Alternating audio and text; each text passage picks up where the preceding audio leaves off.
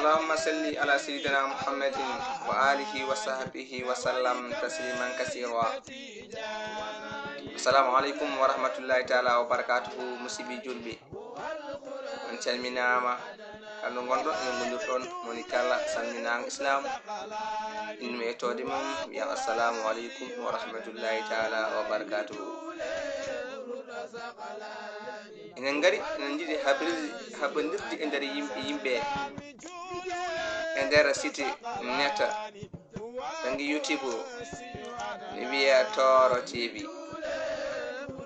en uddit ɗum fewnan men ɗum waɗan men ɗum Ceerno Ahmad Dikka ɓurɗo andinede Ali Ceerno Dikka, Ceerno Boubacar Sall Dikka. musidɓe tedduɓe en jiiɗo Pendaw TV,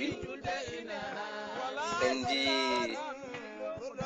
Bahaw TV, TV cikkon fof taw koye Pendawal dimata ko nandi hen.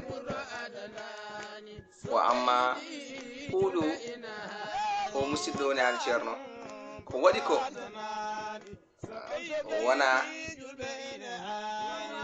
ko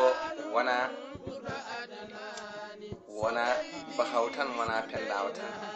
ala ko towoɗo TV o wi Pendaw e Bahaw fof ne rendi dimat ne naati, kala torenke ne naati. mbaɗe abonné e Toro TV site baɗɗo fayida no fewi, kewɗo nafoore. tawi ko gandal islam manam koye aada, koye beelam kala hunde wonon toon ko fati e fayidagal islam nen toon ne. Toro TV min dokkuma rendez-vous. mbaɗe abonné Toro TV mo Ceerno Ali Dikka yeltini cukalel laaɓa juuɗe ñamdat koye mawɗo o woni Ceerno Ali Dikka, musidɗo moon Malick Ba. assalamu aleykum wa rahmatullahi. min dokku on rendez-vous ko e saaha seeɗa enen mbaton jewte men islam, jewte baɗɗo fayida no fewi.